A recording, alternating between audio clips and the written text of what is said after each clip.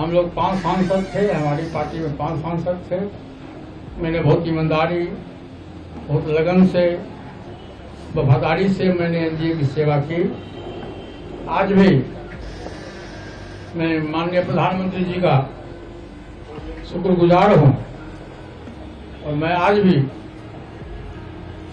वो देश के नेता हैं, बड़े नेता हैं, लेकिन हमारी पार्टी के साथ और व्यक्तिगत रूप से हमारे साथ नाइंसाफी हुई। इसलिए मैं भारत सरकार के कैबिनेट मंत्री से मैं त्याग पत्र देता हूँ। भारी मन से पशुपति पारस ने आखिरकार एनडीए का साथ छोड़ दिया। बिहार में सीट शेयरिंग में की गई अनदेखी से नाराज पशुपति पारस ने केंद्रीय मंत्री पद से इस्तीफा दे दिया। इस्तीफा देते ही उन्होंने कहा, एनडीए में मेरे साथ नाइंसाफी हुई। पशुपति पारस ने कहा कि मैंने बहुत ईमानदारी से एनडीए की सेवा की।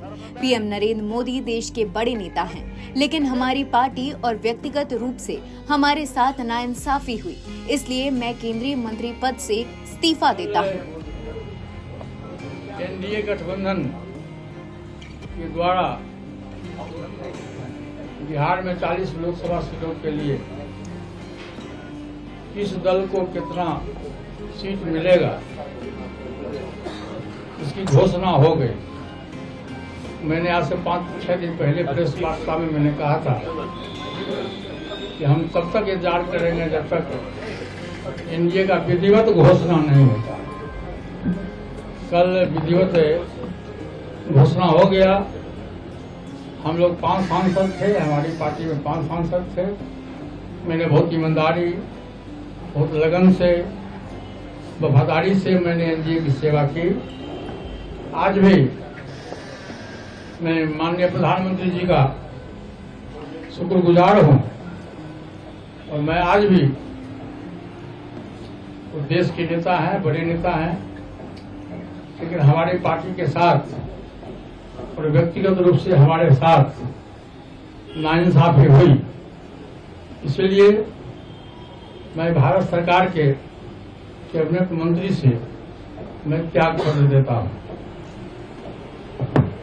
सर, क्या आरजेडी पशुपति पारस के एनडीए से नाता तोड़ने के साथ ही महागठबंधन में उनके जाने की अटकलें तेज हो गई हैं। अब पशुपति पारस महागठबंधन में जाएंगे या कुछ और फैसला लेंगे, ये तो आगे पता चलेगा। लेकिन इस मामले पर आरजेडी विधायक तेज प्रताप यादव का रिएक्शन सामने आया है।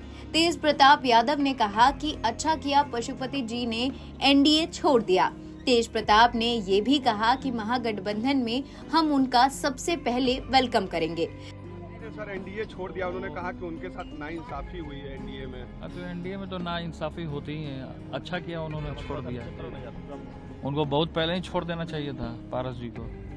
अब अच्छा किया उन्होंने छोड़ दिया, तो बहुत अच्छा डिसीजन है। आप लोग की तरफ आएंगे तो सर वेलकम करेंगे? एकदम वेलकम करेंगे हम तो सबसे पहले वेलकम करेंगे उनका। क्या पॉजिटिव असर होगा इंडिया पर? पॉजिटिव असर होगा अगर आएंगे? पॉजिटिव असर हो रहा है क्या तैयारी है सर? 40 सीट क्योंकि भाजपा खत्म है 25 में।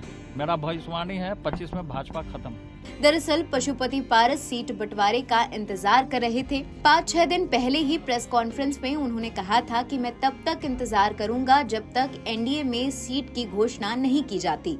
बिहार में एनडीए में सीट का बंटवारा हो गया। सीट शेयरिंग में चिराग की पार्टी एलजेपी रामविलास को 5 सीटें दी गई हैं, जबकि पशुपति पारस को गठबंधन में दरकिनार कर दिया गया।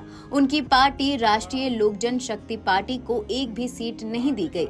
बिहार में एनडीए में काफी दिनों तक तो पहले सीट के बंटवारे को लेकर पेच फंसा रहा।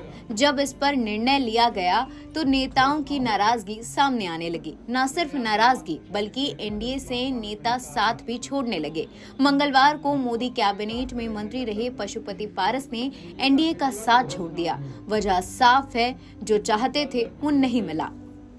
एनबीटी ऑनलाइन की रिपोर्ट।